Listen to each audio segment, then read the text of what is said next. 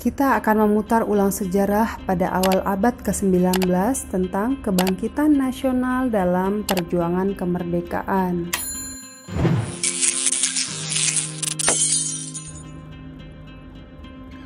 Kebangkitan nasional ini sendiri adalah masa bangkitnya rasa dan semangat persatuan, kesatuan, nasionalisme, dan kesadaran untuk memperjuangkan kemerdekaan Indonesia.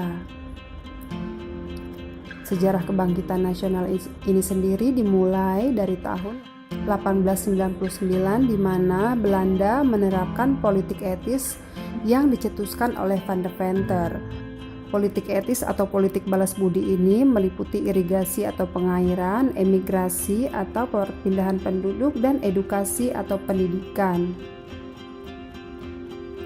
Kebijakan tentang edukasi memberikan kesempatan kepada pribumi untuk memperoleh pendidikan sehingga menjadi lebih terpelajar. Pada periode tahun 1900 sampai 1908, pada tahun 1901 melalui majalah Retno Dumilah, Dr. Wahidin Sudirohusodo menghimpun beasiswa untuk pendidikan golongan priai. Ia mendirikan studi funds atau yayasan beasiswa. Gagasan Dr. Wahidin Sudirohusodo menarik perhatian mahasiswa Stovia bernama Sutomo. Akhirnya Sutomo mendirikan organisasi Budi Utomo. Budi Utomo merupakan organisasi modern di Indonesia yang didirikan pada tanggal 20 Mei 1908. Program utama dari Budi Utomo adalah mengusahakan perbaikan pendidikan dan pengajaran. Pada tanggal 3-5 Oktober 1908, organisasi Budi Utomo mengadakan kongres pertama di Yogyakarta. Kongres menetapkan tujuan organisasi, yakni kemajuan yang harmonis antara bangsa dan negara, terutama dalam memajukan pengajaran, pertanian, peternakan, dan dagang. Ketua yang terpilih adalah RT Tirto Kusumo.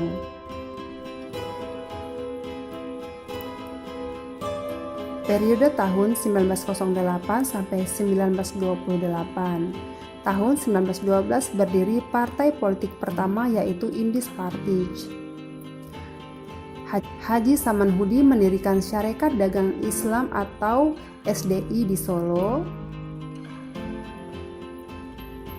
Kiai Haji Ahmad Dahlan mendirikan Muhammadiyah di Yogyakarta. Kiai Haji Hasyim Asy'ari mendirikan Nahdlatul Ulama di Surabaya. Dan Jiwo Sewoyo mendirikan Asuransi Jiwa Bumi Putra di Magelang. Pada 20 Juli 1913, Suwardi Suryaningrat menulis artikel berjudul Seandainya Aku Orang Belanda. Ia memprotes keras rencana pemerintah Hindia Belanda merayakan 100 tahun kemerdekaan Belanda di Hindia Belanda. Karena tulisan ini, Dr. Cipto Mangunkusumo dan Suwardi Suryaningrat dibuang ke Belanda. 30 April sampai 2 Mei 1926 di Jakarta diadakan Kongres Pemuda pertama, dipimpin oleh Muhammad Tabrani dan dihadiri oleh tokoh-tokoh pemuda. Hasil Kongres Pemuda yang pertama mengakui dan menerima cita-cita persatuan Indonesia, menghilangkan pandangan adat dan kedaerahan yang kolot.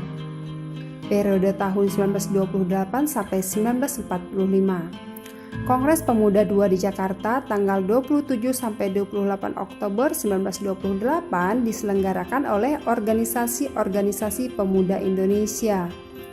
Kongres Pemuda yang kedua menyepakati lahirnya Sumpah Pemuda. Periode tahun 1945 sampai 1948, perjuangan Indonesia mencapai puncak pada Proklamasi Kemerdekaan 17 Agustus 1945. Tanggal 20 Mei 1948, Presiden Soekarno menetapkan bahwa tanggal 20 Mei 1908 sebagai Hari Kebangkitan Nasional. Arti penting kebangkitan nasional dalam perjuangan kemerdekaan. Kebangkitan nasional mengubah perjuangan yang bersifat kedaerahan menjadi pergerakan nasional. Kebangkitan nasional mengubah perjuangan yang bersifat fisik dengan kekuatan senjata menjadi perjuangan bersifat organisasi dan diplomasi. Berikutnya, mengubah perjuangan yang tergantung karismatik pemimpin menjadi perjuangan yang berdasarkan kesadaran bersama, mengubah perjuangan yang bersifat tunggal menjadi multi aspek, menjadi tonggak pergerakan nasional menuju kemerdekaan. Tokoh-tokoh kebangkitan nasional. Dr. Sutomo.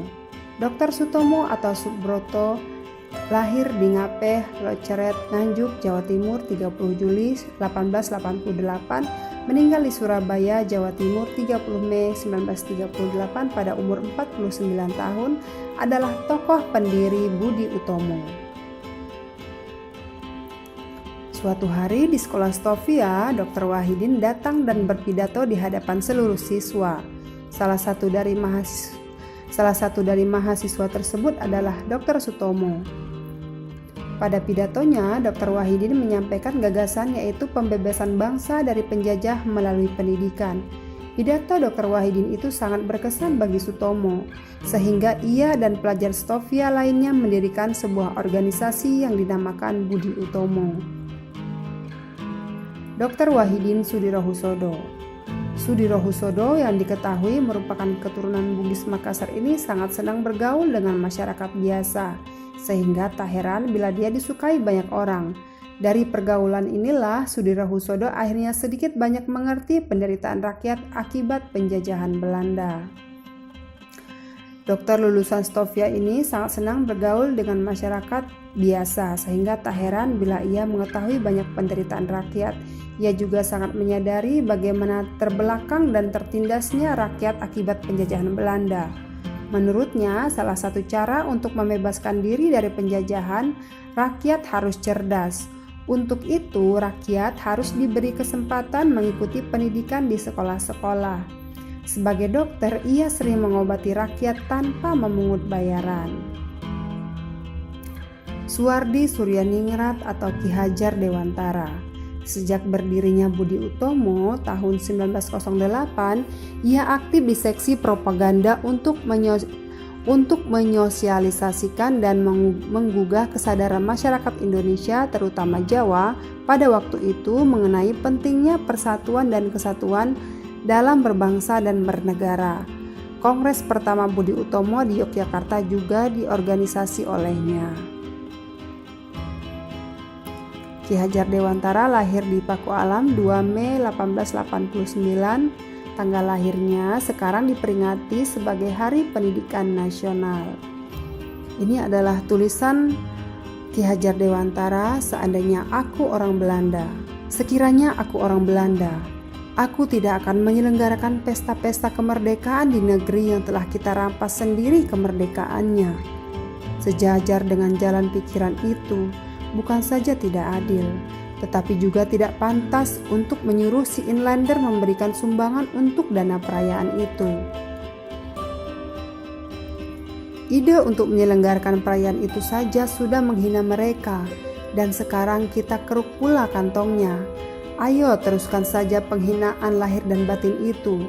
Kalau aku seorang Belanda, hal yang terutama menyinggung perasaanku dan kawan-kawan sebangsaku ialah kenyataan bahwa inlander diharuskan ikut mengongkosi suatu kegiatan yang tidak ada kepentingan sedikit pun baginya.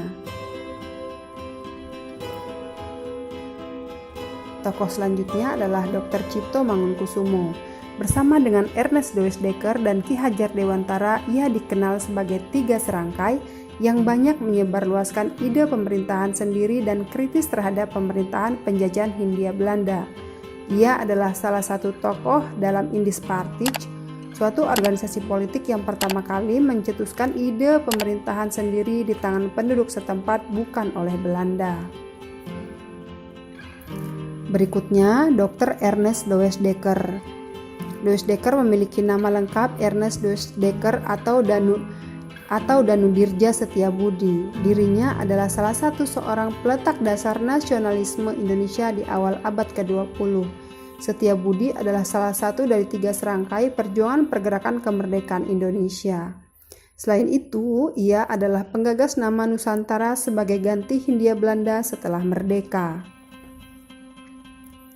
Yang berikutnya adalah RT Tirto Kusumo, Bupati Karanganyar, Ketua Organisasi Budi Utomo yang dipilih melalui Kongres Pemuda I di Yogyakarta. W.R. Supratman. Pada bulan Oktober 1928 di Jakarta dilangsungkan Kongres Pemuda II. Kongres itu melahirkan Sumpah Pemuda. Pada malam penutupan Kongres tanggal 28 Oktober, Supratman memperdengarkan lagu ciptaannya secara instrumental di depan peserta umum.